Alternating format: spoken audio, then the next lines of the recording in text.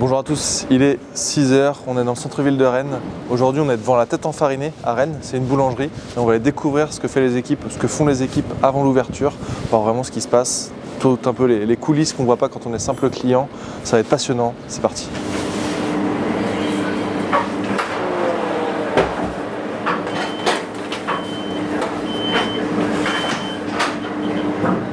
On se retrouve avec Christophe dans la cuisine ou le labo, ça dépend comment vous appelez ça.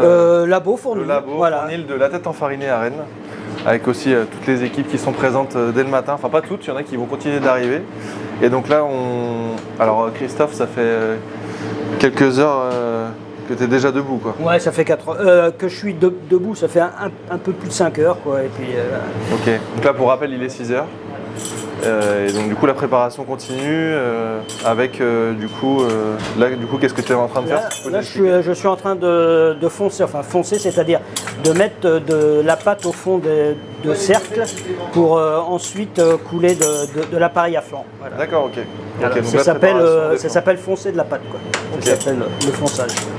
Et donc dans le labo, il y a plusieurs personnes, donc vous répartissez les tâches de préparation. Voilà, c'est ça, puisqu'on ne peut pas être au four et au moulin, comme on dit. D'ailleurs, le four sonne.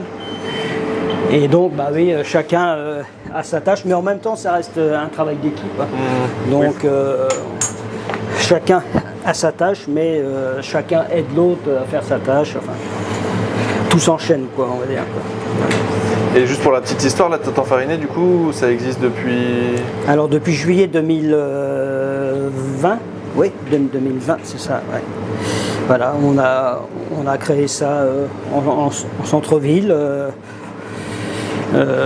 Avant, c'était un magasin de chaussures ici. Oui, donc, la crème ou... Voilà, c'est ça, voilà. Et donc, on avait envie de vraiment de faire ce qu'on voulait faire et surtout ce qu'on ne voulait pas faire, quoi. Donc on a un âge et on va dire une expérience où on peut se permettre et avoir entre guillemets ce luxe justement de faire ce que l'on veut, quoi. Voilà. Faire ce qu'on veut, c'est... Dans la limite du raisonnable et dans la limite de la réceptivité de la clientèle aussi, quoi. Là, par exemple, tu peux potentiellement évoquer les produits que vous utilisez les produits et la gamme, quoi. Hein. C'est-à-dire que nous, on ne fait pas de baguette du tout. Hein. D'accord. Donc okay. c'est quelque chose qui au départ a interpellé et finalement, presque 6 ans après, ça se passe toujours aussi bien, quoi. Voilà. Ouais. Les gens ont compris maintenant. Voilà, ont compris, ont goûté, ont essayé et se rendent compte que finalement c'est du pain qui se conserve mieux, qui a plus de goût et puis c'est surtout pour le personnel, c'est aussi un travail qui est quand même moins physique et beaucoup moins répétitif que de faire des centaines et des centaines de baguettes. D'accord, ok. Vous savez un petit peu combien de produits vous avez en tout Impossible à compter? Non, je sais pas, là, il faudrait plus demander à mon épouse, mais ça va. Oui. Ça va assez vite, quoi, on n'en a pas. Mais le but, disons, c'est justement, c'est de. Vu la grandeur du local aussi, on peut pas non plus trop s'étaler. Et du coup, j'avais une petite question, j'en profite d'être dans les coulisses. Quand j'avais vu le pain au raisin sur sa forme, ça m'avait un peu étonné, parce on va dire que le classique ou qu'on voit dans les supermarchés ou dans les boulangeries plus traditionnelles, il n'y a pas cette forme-là. Du coup, qu'est-ce le choix de le faire comme ça? Alors, il est fait exactement comme dans les autres boulangeries, exactement pareil. C'est-à-dire que c'est un boudin de pâte, en fait. Quand on fait nos pains en raisin, on a une bande de pâte qui est au moins longue comme ça. On met notre crème, nos raisins, on roule. Donc c'est un boudin que l'on détaille. La seule différence, c'est que nous, on les cuit dans des cercles. Donc le pain en raisin ne s'étale pas, il se regroupe. Ok. Parce que du coup, dans le souvenir que j'en ai la dernière fois que j'en ai mangé, je trouvais que ça faisait, la crème se mélangeait mieux et ça faisait moins sec. Bon, après il est beaucoup plus riche en crème que dans la plupart des boulangeries, quoi. Aussi, hein. Parce que nous ici on aime les choses gourmandes, donc tout ce que l'on fait, voilà, on est généreux. c'est vrai que j'aime pas trop m'installer dans une routine. D'accord. Donc j'aime bien après les choses, des fois je perturbe, on peut dire, l'ordre dans lequel on envoie les choses autres. Mais bon, après, on travaille sur des produits vivants, puisque c'est des pâtes, c'est des pâtes poussées, quoi.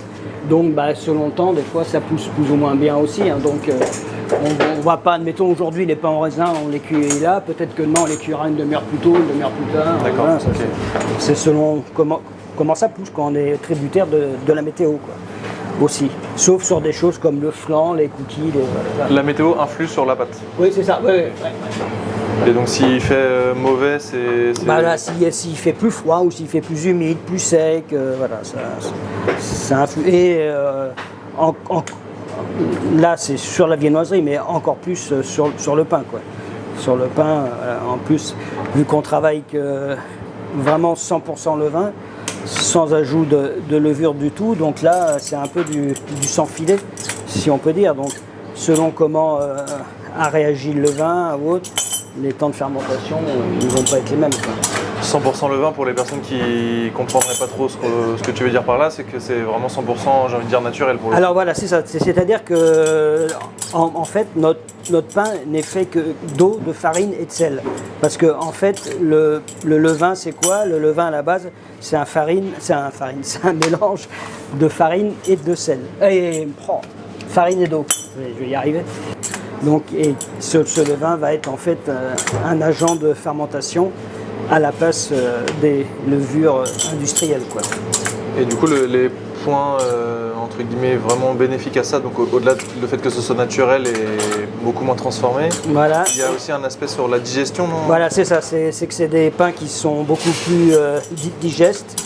C'est des pains dans lesquels on va retrouver tous les éléments nutritifs de la farine aussi, parce que le levain produit de l'acide phytique et il neutralise justement cette protéine qui en fait se nourrit entre guillemets des bons éléments nutritifs de la farine, quoi. Avec tout ce que tu me dis, on peut vraiment appeler cette pièce un labo du coup. Limite. Un vrai laboratoire. Voilà. Mais c'est vrai que c'est un métier qui paraît tout bête, quoi, mais il y a quand même un petit peu de physique, un peu de chimie, un peu de... Voilà, quoi. Tout dépend de l'approche qu'on a aussi de... Voilà, c'est ça. Voilà. Et donc, nous, on fait fermenter nos pains uniquement au levain, quoi. Et jamais un gramme de levure. Moi, je fais ce genre de pain depuis 40 ans à peu près, quoi. Ah oui, ok. Donc, voilà, quoi. Et j'ai été élevé, j'ai été nourri avec ce genre de pain aussi, quoi. C'est pour ça que voilà, on ne triche pas, voilà. Puis on essaie de bien nourrir les gens, quoi. Voilà. Je pense que quand on fait ce métier-là, enfin les métiers de l'agroalimentaire en général, c'est la moindre des choses, quoi. C'est respecter et respecter les gens et respecter ce que l'on produit aussi, quoi. Et les produits.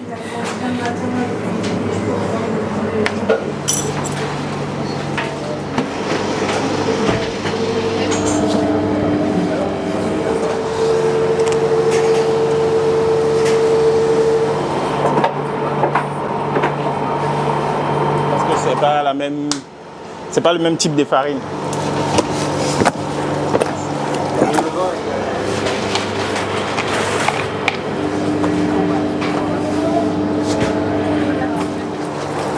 Et là, moi, le matin, quand j'arrive, il y a mon collègue Baptiste qui a déjà fait l'autolyse. Okay. Il mélange la farine et l'eau et il la laisse reposer pendant 1 heure. Et moi, je viens à 6 heures. Et à partir de 6 heures, moi, je mets le levain, le sel et je commence à faire le pétrissage. D'accord, ok. Qui dure pendant 9 minutes. Et ensuite, on commence à mettre de l'eau pour essayer de rendre la pâte un peu plus douce. Okay. Et après, j'ai fini le pétrissage. Je suis en train de décuver maintenant et les mettre dans des bacs et les laisser poser pendant environ 1 demi-heure et refaire encore un rabat. Et après, maintenant, attendre que ce soit poussé pendant environ 3 heures à 3h30 et commencer à les diviser. mettre de l'eau pendant le pétrissage pour que la pâte elle soit... Parce qu'on travaille avec généralement des pâtes qui sont un peu plus souples. Ce n'est pas des pâtes dures, c'est des pâtes qui sont beaucoup plus souples. Donc du coup, on rajoute beaucoup de masse d'eau, mais pas au début. C'est à la fin du pétrissage qu'on le rajoute.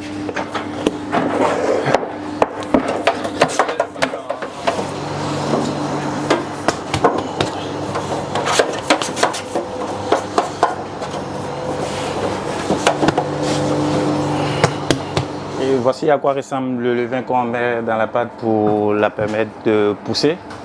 Elle remplace la levure au fait. Donc on ne met pas de levure. En fait, dans ta tête, tu as plein de chronos lancés. Ouais. Et ça, du coup, tu fais une ficelle un peu. Ouais. Okay. Parce qu'après, il le passe à la machine. Okay. Il la coupe en tranches. Donc on fait des gros morceaux et l'unité fait 900 grammes. Ok. Est-ce que tu peux nous expliquer du coup, Baptiste, ce que tu es en train de faire rapidement? Là, je suis en train de dorer les brioches individuelles. Donc la dorure, c'est des œufs, c'est un mélange d'œufs qu'on met sur la viennoiserie, la brioche ou à peu près tout ce qui ressemble. Ça, c'est pas des pains burgers, ça? Non, c'est de la brioche. C'est des brioches. Et ça va permettre d'avoir une jolie couleur sur le dessus, quoi. Si je mets rien, elle va être moche. Pour que finalement, en fait, faut tout préparer pour que tout soit prêt en même temps, mais tout n'est pas préparé en même temps, quoi. Ouais, c'est ça. Il y a des impératifs horaires. Le magasin ouvrant à 8h, il faut qu'à 8h, j'ai des petites brioches, des grosses brioches, des croissants, des pains au chocolat. Donc après, à moi de m'organiser pour que à 8h, tout le monde soit cuit. Okay. Et je ne veux pas m'amuser à cuire des petites brioches à 3h du matin. Sinon, à 8h, c'est vachement moins bien. Ça fait longtemps que tu es entre guillemets dans le métier, si on veut dire ça? Ouais, quand même. J'ai commencé après la 3e, donc à 15 ans. Excuse-moi. J'avais pas envie d'aller faire un lycée général avec tout le classique, du coup SCAP. Ok. Et du coup, tu es à la tête enfarinée depuis... Ça fait 1 an et demi, un truc comme ça. Et est-ce que tu as, je sais pas, peut-être quelque chose que tu apprécies dans ton métier du quotidien, un peu plus que les autres choses peut-être? Je sais pas si tu as quelque chose à retenir. Quelque chose à retenir, c'est ça, c'est un métier de passion, parce que mine de rien, il faut se lever quand même très tôt le matin. On n'a pas des journées très calmes, on a des journées assez énervées, quoi, donc il faut aimer faire ça. Après, c'est ça, moi, vu que j'aime faire du pain, ou de la brioche, ou toutes ces choses-là, je suis content de le faire, quoi. Du coup ça me dérange pas. Après, un truc que je devrais retenir, c'est que malgré toutes les difficultés, il y a des avantages qui sont non négociables, à savoir ma journée de 8 heures, je la fais en une fois. Donc en gros, mes journées c'est 8 heures de travail, 8 heures de sommeil et 8 heures de temps libre. Alors certes, mes 8 heures de travail elles sont pas très bien placées, mais j'ai 8 heures de temps libre par jour. Tu commences à quelle heure? 3h30. Je commence à 3h30 et je finis à 11h15.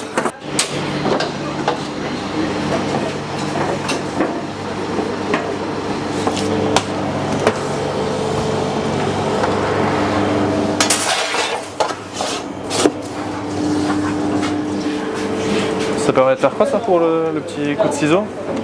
C'est un peu comme le pain, c'est pour que à la cuisson ça s'ouvre, okay.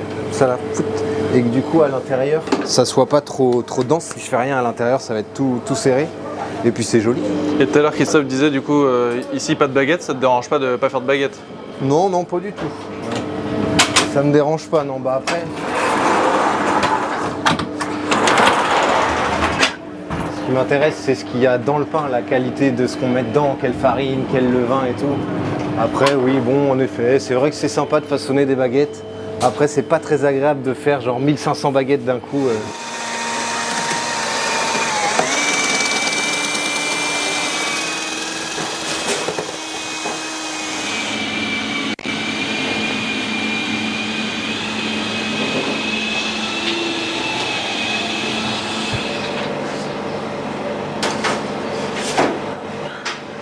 Justement, tout à l'heure, je te voyais préparer les flancs. Ouais. Est-ce que tu perçois ou vous percevez, vous, dans le métier, des tendances liées à des modes un petit peu sur du produit? Alors, Ouais. je vais pas te poser la question de savoir si tu as fait un croissant au cookie, mais est-ce que tu as de l'influence de mode ou de produits que tu fais? Alors, moi non, moi je fais ce que j'ai envie de faire, ce que je pense que les clients veulent aussi, quoi. C'est pour ça que quand on est arrivé ici, ben, je me suis mis à faire du flan, parce que c'est vrai que je sais que c'est un produit que les gens aiment bien. Bon ben voilà, là, il s'avère qu'en plus ils aiment bien notre flan, ils le trouvent bon, tant mieux. Mais voilà, que je suis pas les modes. Et j'ai pensé tout à l'heure quand on voyait travailler les équipes derrière, Ben avec la machine, le pétrin à bras plongeant. à bras plongeant, à quel point la boulangerie a évolué aussi au niveau des machines que vous utilisez. Est-ce que ça vous fait gagner du temps? Est-ce que même tous les fours qui peut-être sont plus efficaces qu'avant? Enfin, je sais pas exactement c'est sûr, pas, ne serait-ce que par rapport à l'époque où il y avait un seul et unique four à bois et fallait tout cuire dedans. Mais après, c'est toujours pareil. Après, là, on parle d'une époque où il n'y avait que des boulangers. Donc il y avait des gens qui faisaient uniquement du pain, quoi. Ils ne s'amusaient pas à faire autre chose. Après, il y avait des pâtissiers. Les pâtissiers faisaient que de la pâtisserie. Mais là, c'est vrai que maintenant, on fait un petit peu de tout. Donc bah, du coup, il faut se diversifier aussi dans les machines, quoi. J'ai pas vu d'horloge, ou alors peut-être j'ai pas bien regardé. Ouais. Comment vous faites pour être à l'heure, ou est-ce que tu as des moments où tu sais que vous êtes un peu en retard? On enchaîne et puis si, il y en a une au fond de four là-bas. okay. Et puis il y en a une là sur le four. Okay. Mais voilà, des fois on jette, tu vois, il y en a même une ici aussi. On jette un petit coup d'œil pour savoir si on est bien calé, mais en principe on est, voilà, on est pas mal. Ok. Donc bah là je vais envoyer la première tournée de flanc. T'as jamais de coup de stress en te disant oula, Ah bah si, toujours, il y a des jours, ça se passe pas tous les jours pareil, heureusement, sinon ça serait triste. Ouais. Ça serait trop répétitif. Donc si, c'est bien, ça met un petit peu de piment aussi. Oui. Et du coup, si c'est. Donc tu te réveilles vers 2h, tu veux. 1h, je me lève là. Ouais. Et donc, du coup, le samedi, je me lève un peu plus tôt, le vendredi soir. Et le coucher, du coup, c'est à quelle heure quand on se lève? Vers 19h à peu près. 19h, ok.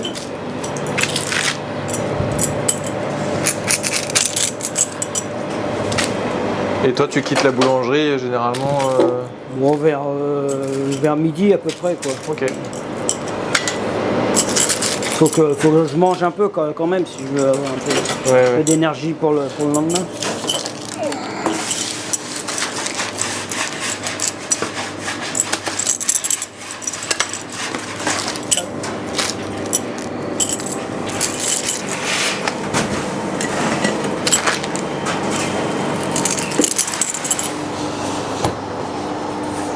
C'est un four qui chauffe Voilà, bien. Et puis il y a pas besoin de plus, le couignement, faut pas. Enfin, moi je le cuis pas trop chaud, voilà. Pour pas que ça caramélise trop. Parce qu'après, pour le manger sous la dent. Bon, c'est des produits qui sont très très sucrés. Ouais. Du fait de la recette. Et donc, ça prend beaucoup de couleurs si on les cuit un peu trop chaud, quoi. Du coup, toi, tu dis prononce Kunyaman? Kunyaman. Il paraît qu'il faut prononcer Kunyaman. Moi, je ne suis pas breton, donc. J'ai vu un documentaire il n'y a pas longtemps sur le Kunyaman de Saint-Malo. Ouais. Et sinon, c'est Douarnenez, c'est ça ou... C'est ça, oui. Historiquement, le Kunyaman, c'est Douarnenez. Ouais. D'ailleurs, il n'est pas fait du tout pareil. Et c'est un gâteau un peu plus, enfin c'est une forme plus... Non, c'est rond aussi. Après, il le strie un peu dessus. Il est fait un peu différemment. Voilà. Parce qu'on peut considérer ça comme un gâteau de voyage qui s'est pas mal démocratisé. On en trouve un peu partout en France maintenant. Après, c'est vrai qu'avant, c'était réservé à la Bretagne. Mais en France et même à l'étranger, quand vous êtes allé à New York, vous avez dû en voir J'ai pas... Je sais qu'à Montréal, il y en a. Après, comme il y a les boulangeries un peu françaises... Ah oui, ça. Et là, s'il y a encore un fossé assez large entre les écoles et la réalité en entreprise, quoi. Et du coup, toi, les personnes qui intègrent la tête enfarinée, tu reprends du temps pour les former, etc. Ça prend un peu de temps, le temps qu'ils soient opérationnels Ça dépend, voilà comment. Parce que c'est dur de trouver du temps aussi pour former. Enfin, je veux dire. C'est ça, voilà. C'est-à-dire que faut que les gens, si déjà ils ont de bonnes bases, ça va assez vite, quoi. C'est pas, on n'a pas un travail qui est compliqué, quoi. Hein. C'est juste de toute façon, dans chaque boulangerie a sa façon de travailler. Hein. Je sais pas, J'en ai pas pour longtemps. J'ai fini de me sortir la viennoiserie là.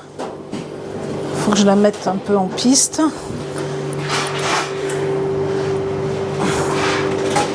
Tu fais 2 vitrines un peu, parce qu'il y a les produits là-bas qui sont aussi... Oui, c'est-à-dire comme on n'a pas de place pour les ranger, il faut les mettre un peu partout. Et là, tout à l'heure, on va avoir les focaccia en dessous. D'accord, ok. Le salé, là, tu sais. Ok.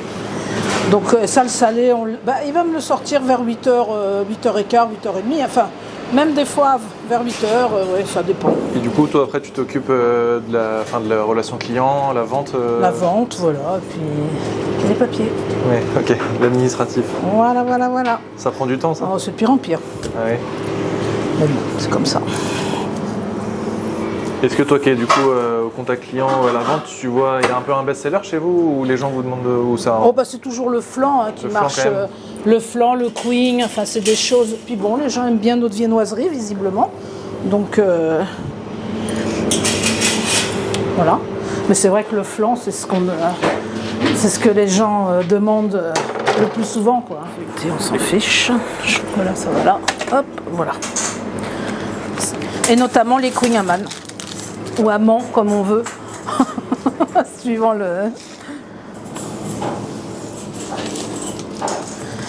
C'est régime, ça, hein. C'est que du beurre et du sucre et du beurre.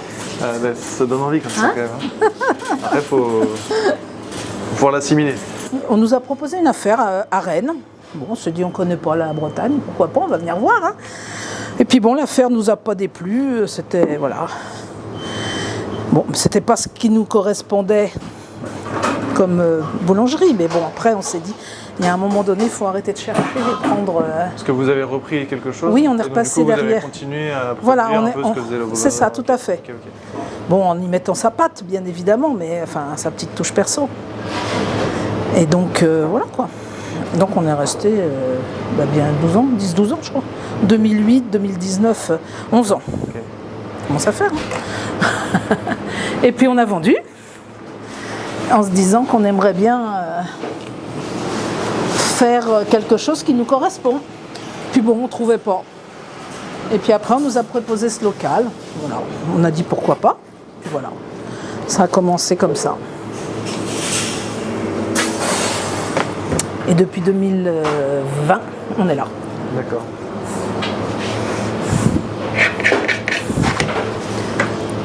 Et du coup, le changement de type de boulangerie, pour vous, c'est peut-être entre guillemets pas un second souffle, mais bon, c'est un nouvel élan peut-être. Enfin, je sais pas trop comment. C'est-à-dire, oui et non, on voulait quelque chose de tranquille pour finir un peu notre carrière, si je puis dire.